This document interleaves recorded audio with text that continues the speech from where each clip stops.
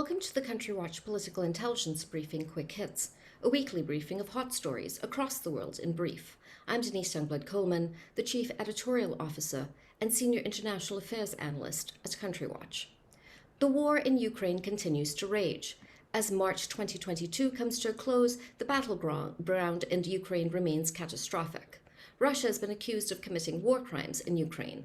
The death toll among Ukrainian civilians is estimated to be 20,000, with about 10 million Ukrainians displaced.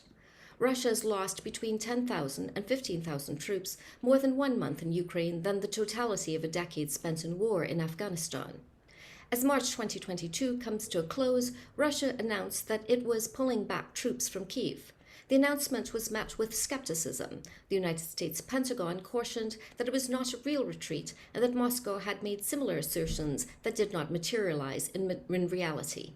Christopher Miller, an assistant professor of international history at the Fletcher School, said that Russia's claim of a pullback of troops was no more than a distraction.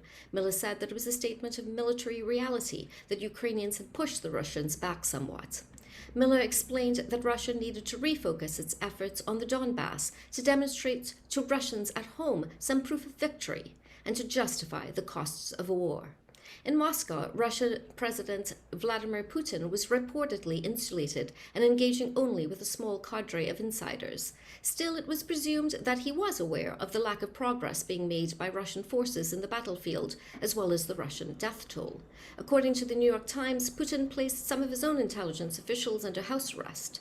It was unclear if this move was made in reaction to the conduct of the war effort or if the Russian leader was concerned, even paranoid, that there might be an insider plot to depose him. Moving to Western Europe, United States President Joe Biden had already traveled to Brussels, Belgium, to meet with NATO partners to discuss the war in Ukraine. The highlight of President Biden's trip to Europe was an unscripted remark he made during a speech he gave in Warsaw, Poland, to convey United States enduring solidarity with NATO allies. The overall speech was overshadowed by President Biden ad-libbing an assertion about Russian autocrat Vladimir Putin. His words, "For God's sake, this man cannot remain in power." Journalists and pundits alike wondered if Biden was calling for regime change in Russia. At home in the United States, Republicans cast Biden's remarks as reckless. A similar view came from some foreign policy analysts and experts who asserted that it was undisciplined of the president to make such an unscripted gaffe. They warned that it would play into Russian propaganda. Across the world in Moscow, Biden's words were met with criticism from the Kremlin. Not all reviews of Biden's remarks were negative, however. Ukrainians and other Europeans welcomed Biden's statement. Some analysts in the United States characterized the president's remarks on Putin as reality. The collective view was that Putin, who Biden had earlier referred to as a war criminal, had launched an unprovoked attack on Ukraine with the goal of removing Ukraine from the map. How could such a leader remain at the helm of a country with a permanent seat at the United Nations? Other voices have observed that after Russia's actions in Chechnya, Syria, Georgia, as well as Ukraine, it required a moment of reckoning. Business as usual under Putin could not prevail after the brutalizing assault on Ukraine. It should be noted that in July of 2017, the previous United States President, Donald Trump, gave a speech in Warsaw. After the speech, during a press briefing, Trump denied that Russia had interfered in the 2016 presidential election.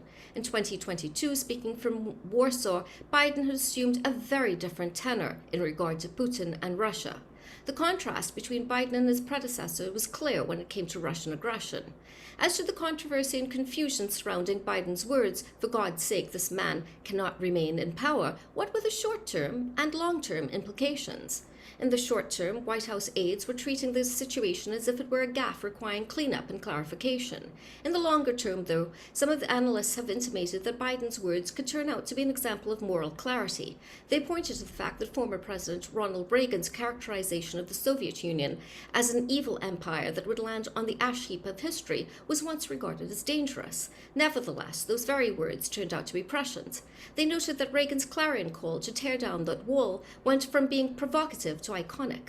For the Ukrainian people desperately fighting for their freedom and self-determination against a hostile enemy bent on their destruction, the words of the United States President would undoubtedly be welcomed. For his part, at a White House press briefing, President Biden resolutely stood by his remarks. The president declared, "I make no apologies," and emphasized that he is not, and I quote, "walking back anything." President Biden explained that his remarks came from a place of personal moral outrage and were not reflective of an official policy shift towards regime change. Biden posited that Putin was unfit to lead Russia, saying people like this should not be ruling countries. But they do. The fact that they do doesn't mean that I can't express my outrage about it. Meanwhile, there was a renewed push for a ceasefire between Ukraine and Russia, again in Istanbul, Turkey. This would be the fifth round of talks between the two sides. Ukrainian President Volodymyr Zelensky signaled a willingness to compromise on key issues such as neutrality and the status of Donbass. That being said, the Ukrainian leader made clear that his country's sovereignty had to be respected. Despite the Ukrainian leader's realistic position and willingness to compromise on sensitive issues, there's no guarantee that Russian President Vladimir Putin was in a similar state of mind. The reality was that there was no end to the war in Ukraine without a ceasefire concurrence between Zelensky and Putin. Yet was even such a ceasefire agreement possible when the demands of the two sides, respectively, did not intersect? As I have mentioned before, I'm covering the rules of war and the delicate balance President Joe Biden of the United States is trying to retain so the war in Ukraine does not turn into an international security catastrophe.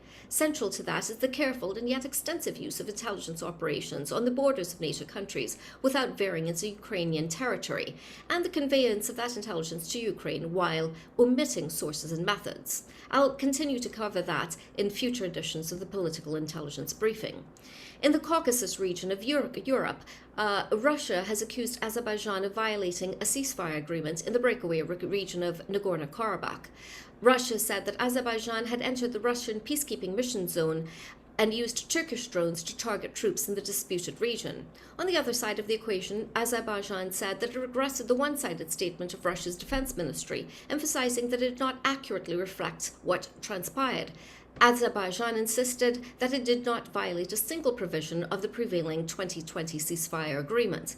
Nagorno-Karabakh is an ethnic Armenian enclave located within the internationally recognized borders of Azerbaijan. Nagorno-Karabakh has been the subject of fierce territorial disputes between Azerbaijan and Armenia since the Karabakh government began taking formal measures to assert its independence from Azerbaijan in the final years of the Soviet era.